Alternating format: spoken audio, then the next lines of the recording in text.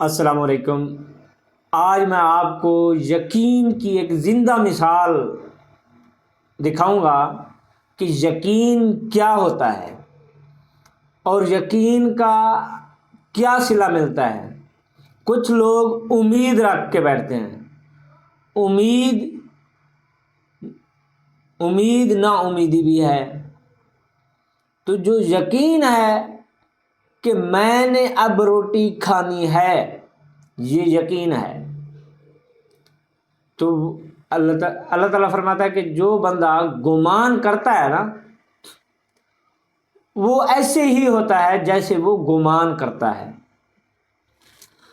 تو اب آپ کو میں افتخار ٹھاکر جو سٹیج ڈراموں کا آج کل فنکار ہے، اس کی میں زندہ مثال آپ کو بتاؤں گا کہ اس نے کیسے یقین کیا تو اس کو کیسے اتنا کچھ ملا۔ صلی اللہ علیہ نبی الامی و آلہ صلی اللہ علیہ وسلم صلوات و سلام علیک یا رسول اللہ۔ افتخار ٹھاکر نے اپنی زبانی بتایا ہے کہ میں ایک پنچر لگانے والا تھا، اسلام آباد میں میری دکان تھی پنچر لگانے کی، پیر مہر علی شاہ صاحب کی دربار کے کہیں قریب ہی۔ تو میں ادھر سارا دن کام کرتا تھا اور شام کو پیر مہر علی شاہ صاحب کے آستانے پہ جا کے رہتا تھا اور ادھر ہی کھاتا تھا لنگر اور ادھر ہی سو جاتا تھا، صبح اٹھ کے پھر دکان پہ۔ تو پیر نصیر الدین نصیر صاحب کے ساتھ میری اچھی ہیلو ہے تھی۔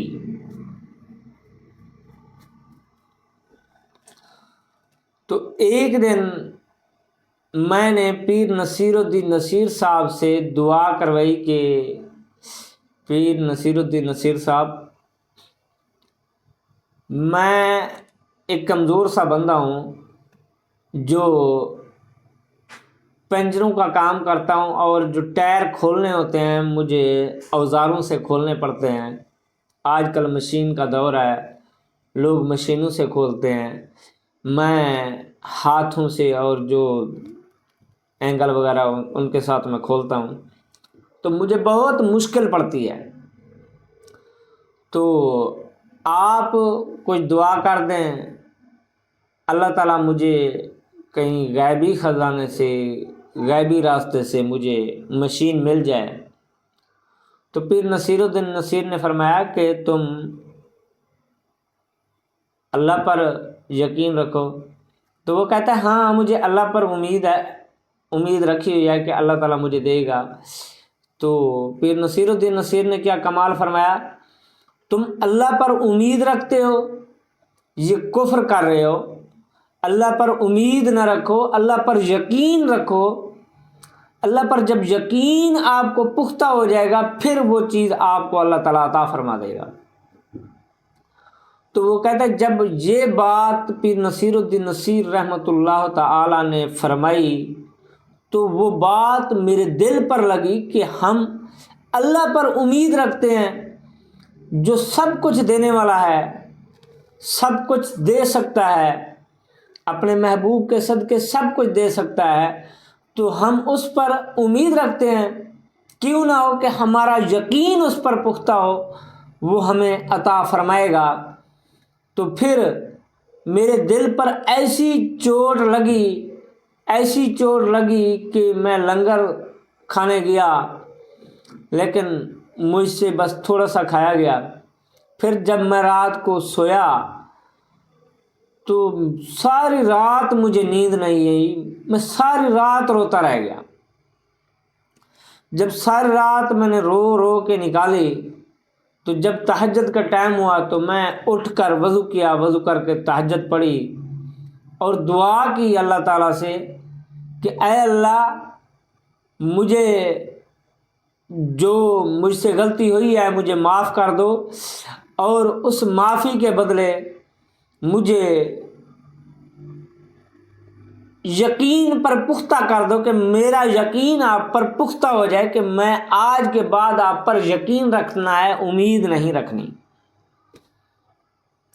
تو جب یقین اس نے پختہ کیا تو اللہ تعالیٰ نے اس کی مدد کی، اس کا یقین پختہ ہو گیا، تو پھر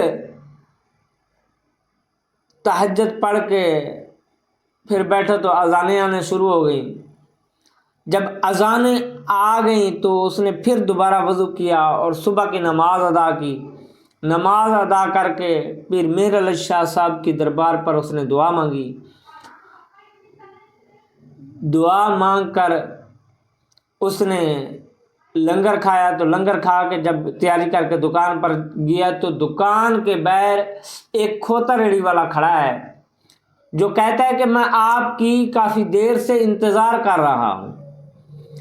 تو انتظار کیا کر رہا ہوں کہ یہ مشین کسی نے دی ہے جو میں آپ کے لیے لے کے آیا ہوں، اس نے کہا فلاں افتخار نام کا بندہ ہے، اس کی دکان پر یہ اتار کے آ جاؤ۔